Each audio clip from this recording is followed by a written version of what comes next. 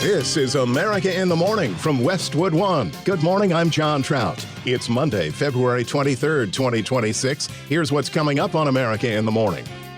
The Supreme Court strikes down President Trump's sweeping tariffs on foreign goods, but the president remains undeterred. I'm John Stolnis in Washington.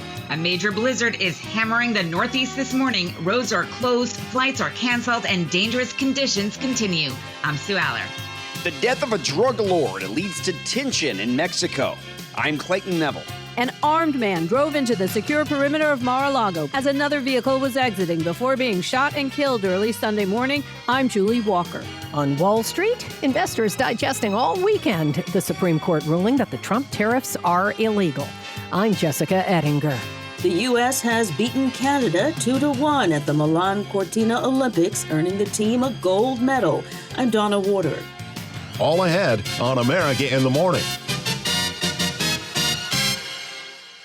The Supreme Court ruled 6-3 on Friday that President Trump exceeded his authority to levy tariffs using the 1977 International Emergency Economic Powers Act. Over the weekend, the president instituted new temporary tariffs and railed against the justices. Reuters is reporting that the U.S. will stop collecting the tariffs that were deemed illegal by the Supreme Court starting tomorrow. John Stolnis has the latest from Washington.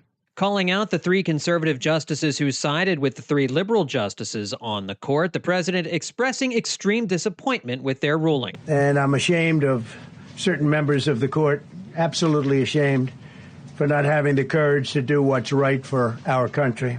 In response, the president initially announced a 10% worldwide tariff that on Saturday increased to 15%. However, those tariffs would be temporary, requiring congressional approval after 150 days. Some Republican lawmakers joined their Democratic colleagues in praising the Supreme Court's decision. Trump was asked why he doesn't work with Congress on a tariff program that would withstand legal challenges. I don't have to push tariffs. I have the right to do tariffs, and I've always had the right to do tariffs. And it's all been approved by Congress, so there's no reason to do it. Trump said the court's decision made no sense. But I am allowed to cut off any and all trade or business with that same country. In other words, I can destroy the trade. I can destroy the country. I'm even allowed to impose a foreign country-destroying embargo. I can embargo. I can do anything I want, but I can't charge $1. But the president's chief trade representative, Jameson Greer, on ABC's This Week, noted the president is doing what he promised he would do. A lot of tariffs are still in place. The reality is we want to maintain the policy we have as much continuity as possible, make sure that business understands this is the direction we've been going. We're going to continue going. Treasury Secretary Scott Bessent was asked on CNN's State of the Union if individual importers who had to pay more to bring overseas goods into this country would get a refund from the federal government, thanks to the Supreme Court's decision. The Supreme Court didn't even address that. The Supreme Court remanded it down to a lower court, and we will follow what they say, but that could be weeks or months when we hear them. Countries like Brazil, Canada, China, Mexico, and India will see relief in the new tariff rates, thanks to the ruling. Australia, Saudi Arabia, and the United Kingdom are among nations who will see tariff rates go up. John Stolnis, Washington. As you awaken this morning, there are thousands of canceled flights, snow measured in feet, and over 50 million people dealing with blizzard conditions as a massive winter storm moved through the Northeast from Virginia to Maine. Sue Aller reports from New York, where the mayor has instituted a road travel ban, regional trains stopping service, even DoorDash and Grubhub temporarily suspend operations in the nation's largest city. Stay off the roads. That's the message from officials this morning. New York City Mayor Zoran Mandami has declared a state of emergency for all 5 boroughs and issued a travel ban. That means no vehicles are allowed on streets, bridges, or highways during the ban, which began at 9 p.m. last night and will continue until noon today. I am asking all New Yorkers to stay inside and stay off the roads for your safety. New York Governor Kathy Hochul has also ordered travel restrictions for Long Island and Westchester County. Rail service in and out of New York City has been suspended. As for air travel, nearly half of Sunday's flights at JFK and LaGuardia airports were canceled. And for today, more than 2,400 flights at Newark, LaGuardia, JFK, Boston, Logan, and Philadelphia international airports have already been called off. New Jersey Governor Mikey Sherrill is warning this may be the most severe storm to hit the state in nearly 3 decades. The entire state of New Jersey, all 21 counties, is under a blizzard warning for the first time in 30 years. Officials say the combination of wet, heavy snow with strong gusty winds could bring down trees and power lines, raising the risk of widespread outages. And as people hunker down, Stu Leonard told the AP that Stu Leonard's supermarket was extremely busy in the hours before the storm. People are panic buying right now. They want to make sure they have plenty. Officials are urging everyone to stay put, work from home if possible, and check on elderly neighbors as dangerous conditions continue through the morning. In New York, I'm Sue Aller.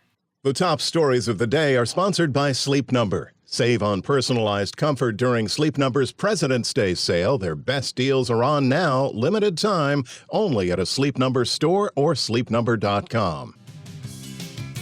When we return on America in the Morning, flights suspended to Mexico, non-weather related, after these messages.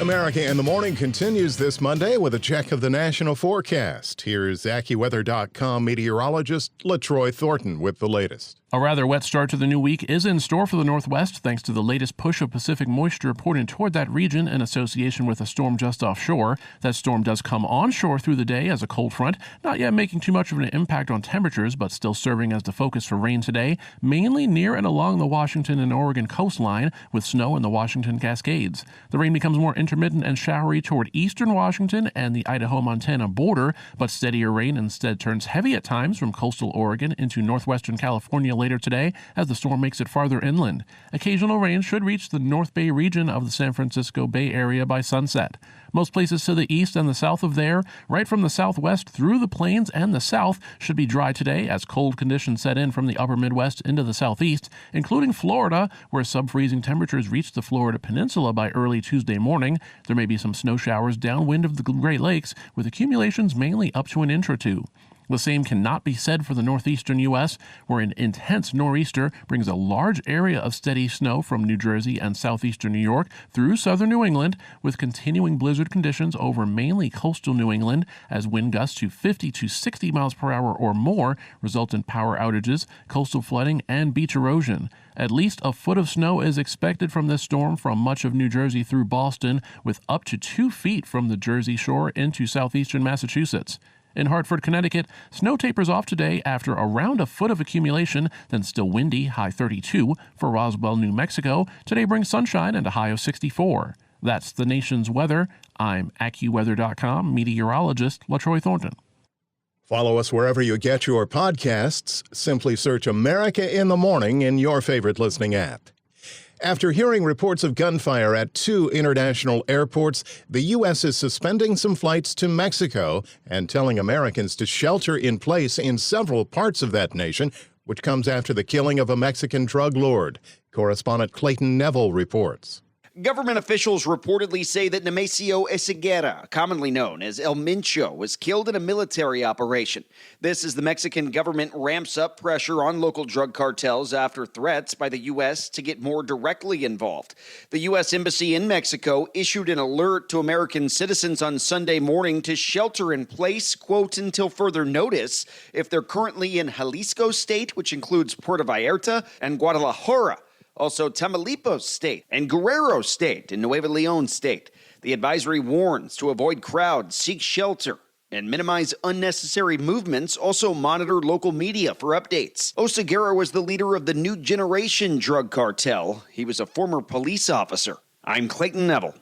A man armed with a gasoline can and a shotgun was able to enter a secure perimeter of Mar-A-Lago before being shot and killed by police and Secret Service. Correspondent Julie Walker reports an investigation is underway as to how the 21-year-old was able to penetrate the property of President Trump. An armed man drove into the secure perimeter of Mar-A-Lago, President Trump's resort in Palm Beach, Florida, as another vehicle was exiting before being shot and killed early Sunday morning by Secret Service and a deputy. Sheriff Rick Bradshaw. They confronted a white male that was carrying a gas can and a shotgun. The sheriff also tells WPBF TV he was ordered to drop everything but only put the fuel can down. He was ordered to drop those two pieces of equipment that he had with him, at which time he put down the gas can, raised the shotgun to a shooting position. At that point in time, the deputy and the two Secret Service agents fired their weapons and neutralized the threat. He is deceased at the scene. That man ID'd as 21-year-old Austin Tucker Martin, according to a person speaking on condition of anonymity. He'd been reported missing by his family. Investigators believe he drove from North Carolina to Florida, picking up the gun along the way. President Trump and the First Lady, who were often at Mar-A-Lago on weekends, were at the White House at the time. I'm Julie Walker. Retailers react to a new round of tariffs. When America in the Morning continues after these messages.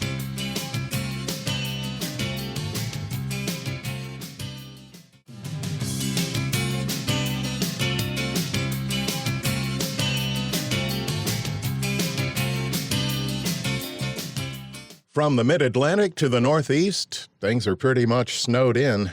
This is America in the Morning with a check of markets. CNBC's Jessica Ettinger. Wall Street opens this morning after a winning Friday for the major stock averages and a winning week as well. Investors are still digesting the Supreme Court decision on Friday, ruling the Trump tariffs as illegal. But the president didn't wait around. He immediately imposed, under a different statute, 10% tariffs on all goods coming into the U.S. from all countries around the globe. On Saturday, he upped that to 15%, calling it legally tested in a social media post. The president on Friday reacted angrily to the Supreme Court ruling. So they write this terrible, defective decision, totally defective. It's almost like not written by smart people. And what they do, they don't even talk about that. Your question is very basic. That was the first question I asked also to make you feel good. I said, what about all the money that we've taken in? Sir, they don't discuss that. How crazy is that? What you're saying is, are you saying that you don't plan to honor refunds for companies that file for them? I just told you the answer, right? I told you the answer. It's not discussed. We'll end up being in court for the next 5 years. The 15% tariffs announced on Saturday by President Trump come on top of existing levies that remain intact after the High Court's decision. But they only last 150 days and can only be extended with congressional approval. Retailers were hit hard by the Trump tariffs. Here's a take from SW Retail Advisor Stacey Widlitz on CNBC. Well, when they first announced this, it was like, all right, retailers were like headed to an early happy hour on Friday afternoon. And then when President Trump spoke, it was like, okay, put your drink down, because they're going to work these in another way, apparently. Not to mention the huge headache. I'd hate to be a CFO or legal right now at a retailer to figure out how you're going to get these refunds. Meantime, one of the plaintiffs in the case against the Trump tariffs, Hand to Mind and Learning Resources CEO Rick Woldenberg. His companies make learning toys for kids, many produced overseas and imported in. He's not too worried about getting tariff refunds. I don't know. They're pretty good at taking the money from us. I think they just got to reverse the gears and send it back. We're against unlawful taxes, which I think many of your viewers would support. And we're in favor of rule of law, which I think makes our country investable. You can find a full discussion of the tariffs, the impacts, and more at CNBC.com. Also, investors digested over the weekend some really disappointing economic data. Fourth quarter U.S. GDP up only 1.4%, badly missing estimates. This is a measure of U.S. economic growth. Inflation got worse in December. If you thought you were paying higher prices, you were. 3% inflation in December from the same month a year ago in the PCE data. Thank you, CNBC's Jessica Ettinger.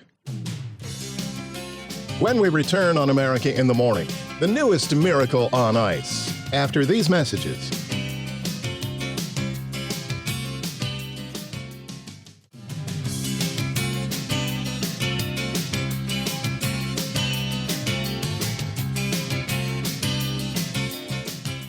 Tomorrow marks the 4-year anniversary of Russia's invasion of Ukraine, and several U.S. senators were in Odessa and Kyiv to show their support for the Ukrainian people. The senators, all Democrats, accused Vladimir Putin of deliberately attacking American businesses, including an American electronics factory in western Ukraine that sustained heavy damage. On Sunday, the Russian military continued their bombardment of Ukraine's electrical and energy infrastructure, which comes during one of the coldest winters in the past decade. Special Envoy Steve Witkoff announced new talks to end the war will take place within the next 3 weeks. The U.S. is tops in the hockey world for the first time in almost half a century. Correspondent Donna Warder has details of the newest Miracle on Ice Olympic Games audio courtesy NBC Sports. The U.S. has beaten Canada 2-1 at the Milan Cortina Olympics, earning the team a gold medal. American Jack Hughes scored in overtime. Now Jack Hughes puts it around the car. United States with numbers. Back across it comes. Jack Hughes wins it. The golden goal for the United States. For the first time since the 1980 miracle, the United States takes the gold. Unlike the group of college kids who pulled off the Miracle on Ice in 1980, this U.S. team this year was a roster full of NHL players, but they were still underdogs against the Canadians. Hughes says this is all about our country right now. He lost at least one front tooth taking a high stick during the game. I'm Donna Warder. America in the Morning for Monday, February 23rd, 2026 is produced by Jeff McKay. I'm John Trout. This is Westwood One.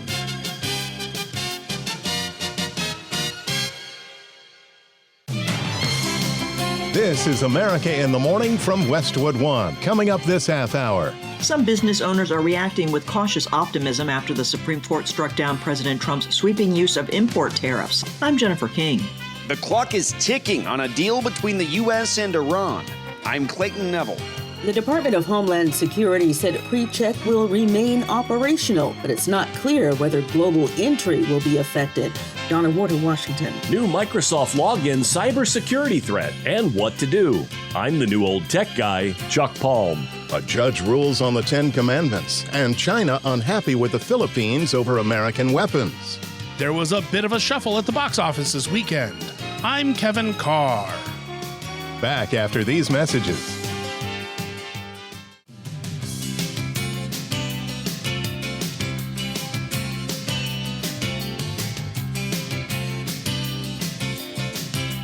We're back on America in the Morning with the Monday outlook for the nation. Here's AccuWeather.com meteorologist LaTroy Thornton with the latest. After dropping several inches of snow from northern Virginia through Delaware, much of Pennsylvania, and southern New England, AccuWeather winter weather experts say that a significant nor'easter will continue to produce major impacts from parts of the I-95 corridor into New England today. This means strong winds still gusting over 50 to 60 miles per hour for a time from eastern Long Island through southeastern Massachusetts, with blizzard conditions as the snow continues to also come down quite heavily. The strong winds are likely to continue to cause coastal hazards such as beach erosion, very rough seas, and even coastal flooding, especially around high tide, and widespread power outages can be expected as well.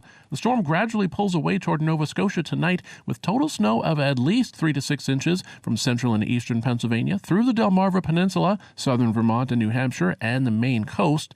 Higher amounts of at least a foot should cover much of New Jersey, the lower Hudson Valley, and into the Boston area, with the highest amounts of at least 18 to 24 inches from the northern half of the Jersey Shore to central and eastern Long Island, southern Rhode Island, and the South Shore of Massachusetts. The vast majority of the rest of the nation does have a dry start to the new week in store, with the latest batch of colder air extending from the Dakotas into the southeast and right through Florida, where temperatures may again dip below freezing well into the Florida Peninsula early Tuesday morning. However, a storm in the Pacific Northwest continues to douse the Washington and Oregon coasts with rain much of the day. That rain should become heavy at times later today from Oregon into coastal northern California, with showers across the rest of Washington and even reaching into far western Montana through the day.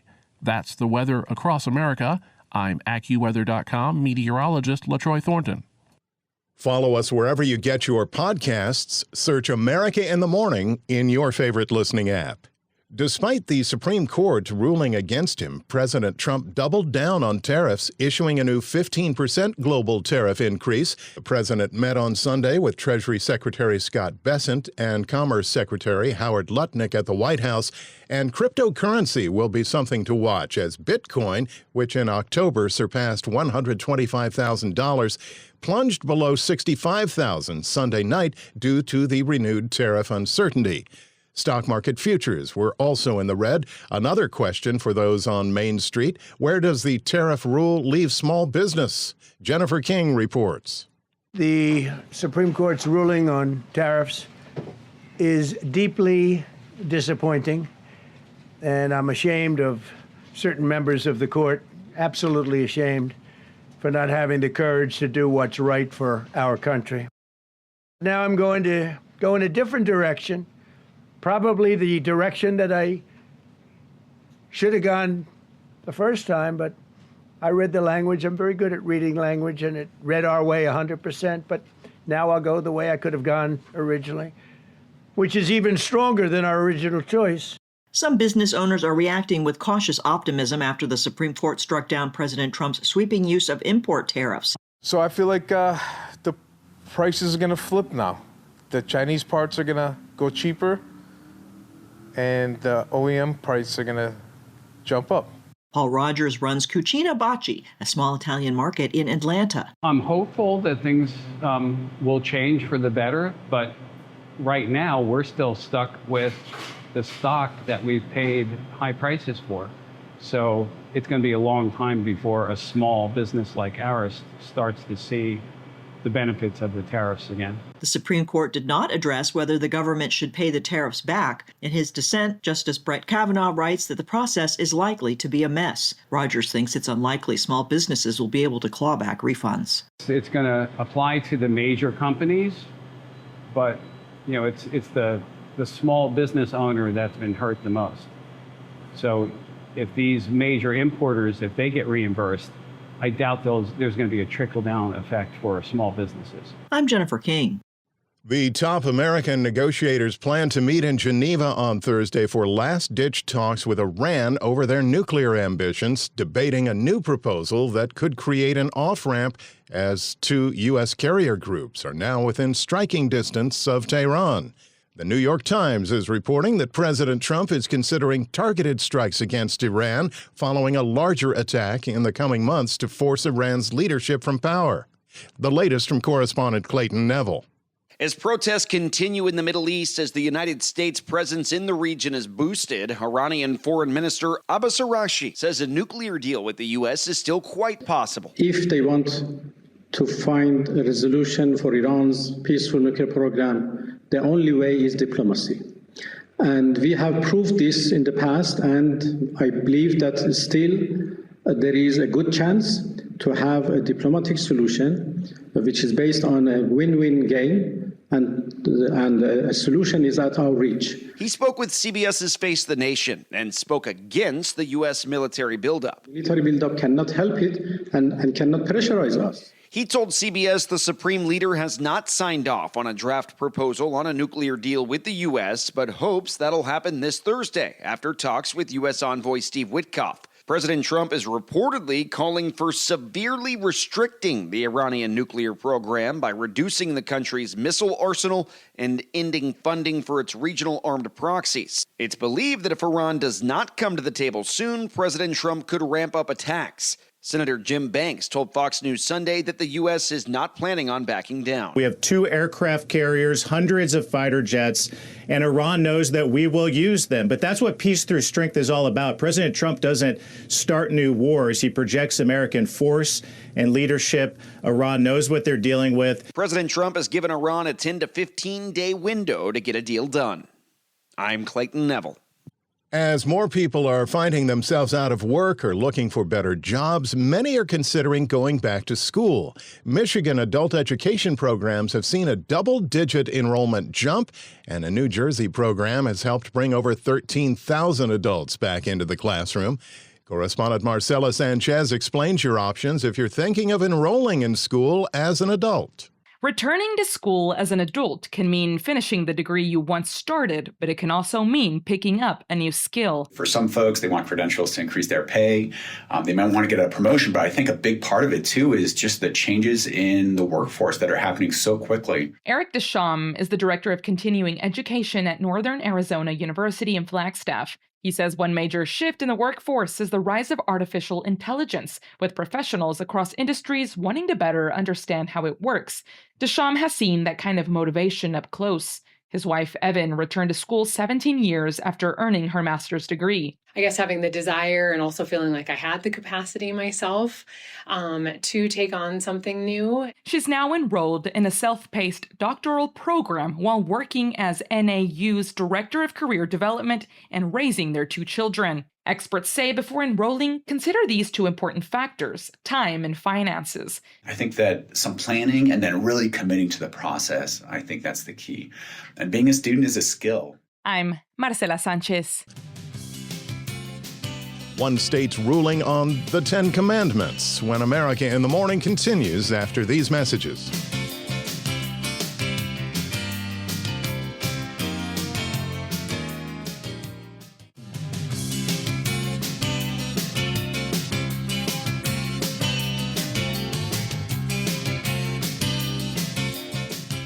A partial federal government shutdown tied to Department of Homeland Security funding negotiations caused confusion Sunday morning at a number of the nation's airports, where travelers and airport staff were briefly told TSA pre-check would be suspended.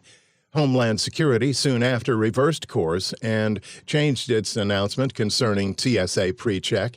Correspondent Donna Warder has a follow-up. The Department of Homeland Security said earlier that it suspended the TSA PreCheck and Global Entry Airport security programs while there's a partial government shutdown. Now it's saying that PreCheck will remain operational, but it's not clear whether Global Entry will be affected. Both programs are meant to help speed registered travelers through security lines. The partial government shutdown began February 14th after Democrats in the White House couldn't reach a deal on legislation to fund Homeland Security. And Homeland Security Secretary Kristi Noem said in a statement Saturday night that shutdowns have serious real-world consequences. Donna Warder, Washington. An appeals court has given the go-ahead for the 10 Commandments to be posted in Louisiana classrooms. Correspondent Mike Hempen reports. The Fifth Circuit Court of Appeals has voted to allow a Louisiana law requiring poster-sized displays of the 10 Commandments in public classrooms to take effect. The 12-6 vote lifts a block placed on the law by a lower court in 2024. In the opinion released, the court says it's too early to make a judgment on the constitutionality of the law, but the 6 judges who voted against the decision wrote a series of dissents, some saying the law exposes children to government-endorsed religion in a place they are required to be, presenting a clear constitutional burden. I'm Mike Hempen. The U.S. is sending more missile systems to the Philippines, a move that isn't going over well with China. Lisa Dwyer reports. The United States plans to deploy more high-tech missile systems to the Philippines as part of a joint security plan this year between the 2 longtime allies to help deter China's aggressive actions in the South China Sea. U.S. and Philippine officials held annual talks in Manila on broadening security, economic engagements, and boosting collaboration with regional security allies. In 2024, the U.S. installed a mid-range missile system in the northern Philippines called the Typhoon and an anti-ship missile launcher last year. China says the U.S. systems are a threat to regional stability and demanded that they be removed. The Philippines has rejected that demand. I'm Lisa Dwyer. An investigation is underway in New Mexico looking into the unauthorized sterilization of thousands of women with cases dating back to the 1970s. Correspondent Savannah Peters reports. In the 1970s, the Federal Indian Health Service sterilized thousands of women without their full consent. Now, the state of New Mexico is set to investigate that troubling history. State legislators launched a fact-finding probe that they hope will give voice to victims of forced and coerced sterilization, like Jean Whitehorse, who says she was just 22 when she went to an IHS hospital in Gallup, New Mexico for an emergency appendectomy and was given a tubal ligation without her knowledge. Each time I tell my story, it relieves the shame, the guilt. Then now I say, why should I be ashamed? It's the government that should be ashamed of what they did to us. The Indian Health Service did not respond to requests for comment. New Mexico's commission will gather information and testimony and report its findings by the end of next year. I'm Savannah Peters. There's a new warning about what's become a popular phishing attack, and it's tied to your Microsoft Office logins. The new old tech guy, Chuck Palm, reports. KnowBe4 Threat Labs has just uncovered a sophisticated phishing campaign that actively bypasses multi-factor authentication, also known as MFA, on Microsoft 365 accounts. That's the extra login step that most of us use, like sending a code to your phone to keep the bad guys out, even if they snag your password. Here's how this one works. Attackers send a phishing email that looks legitimate, often urgent business stuff, that tricks the users into clicking a link. The link leads you to directly enter a device code on a real Microsoft login page. The victim authenticates normally, including completing their MFA challenge, but behind the scenes, the bad guys are grabbing the resulting access tokens, granting them full access to your Outlook emails, your Teams, or OneDrive files. This policy violation gives the device authorization grant flow, a feature meant for things like signing on a smart TV or a device without using a keyboard. This is where it becomes weaponized, and the MFA happens legitimately on Microsoft's own domain, making it virtually impossible for regular security tools to spot. Pro tip, check your Microsoft 365 account and locate any applications that may have gained malicious access to your account. As always, if you think you've been hacked, immediately log out of all your Microsoft apps and change your passwords. Follow me for more tech tips at thenewoldtechguy.com. I'm Chuck Palm. Monday Sports is here with America in the Morning's Robert Workman.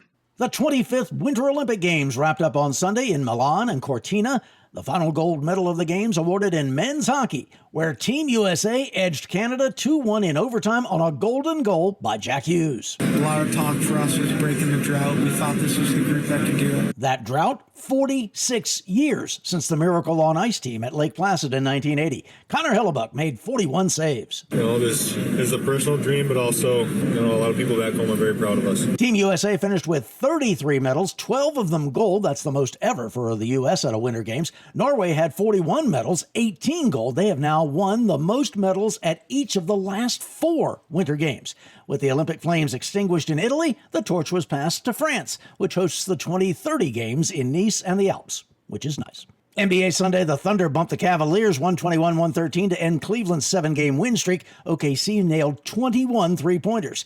Sixers slammed the Timberwolves 135-108. Philly also hit 21 shots from long distance. Tyrese Maxey had 39 points. LaMelo Ball made 10 three balls and had 37 points to lead the Hornets over the Wizards. Magic held off the Clippers, 36 for Desmond Bane. Celtics licked the Lakers. Jaylen Brown had 32 points. Peyton Pritchard added 30 off the bench. Warriors dunked the Nuggets despite another triple-double from Nikola Jokic. Knicks sent the Bulls to their 9th straight loss. Wins for the Blazers, Hawks, Raptors, and Mavericks. College hoops expect a shakeup when the new polls come out today. On Saturday, top-ranked Michigan lost to number 3 Duke, while number 2 Houston fell at home to 4th-ranked Arizona. That's Monday Sports.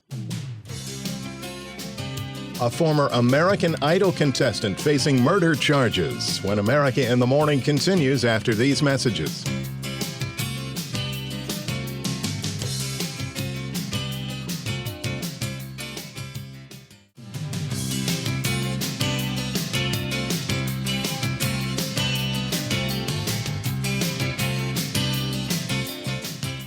We're back on America in the Morning. His next performance could be in prison. A former American Idol contestant is charged with murder in his wife's death in Ohio. Correspondent Julie Walker reports this after police released the frantic 911 calls. Former American Idol contestant Caleb Flynn pled not guilty Friday to murder in the death of his wife, Ashley. Okay, where was she shot at? In the head. I hope there's blood everywhere. Okay, is she breathing? I don't think so. Ashley, baby, please. Oh my God, no, she's not. Okay, she's not responding to you? No. In a 911 call Monday, a frantic Flynn says someone broke into their Tip City, Ohio home and shot his wife. My wife she's got 2 shots to her head. There's blood everywhere. Oh my God. The call goes on. I was with the children when it happened. Okay, but you're not with them now? No, they're in their room. They're not even awake.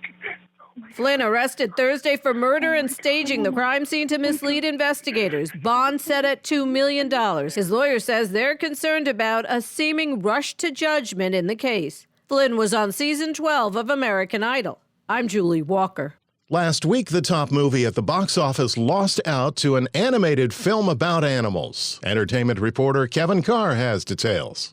It was a sophomore upset at the box office this weekend. What should you do, Heathcliff, if you were rich? Last week's champ, Wuthering Heights, fell to animated animals as the Stephen Curry-produced Goat came from behind to win the top spot with $17 million. I will not stand. Emerald Fennell's gothic romance Wuthering Heights had to settle for second place with $14.2 million. I'm a small in a world of big. Goat cleared the comfortable spread by dropping only 37% from last weekend, where Wuthering Heights fell 57%. I just want to write something that helps people. Of a slew of newcomers, the best performance was from I Can Only Imagine 2, which came in third with $8 million. Are we still headliner material? You got another hit cooking? This faith-based film about the band Mercy Me is only making about half of what the first film did 8 years ago.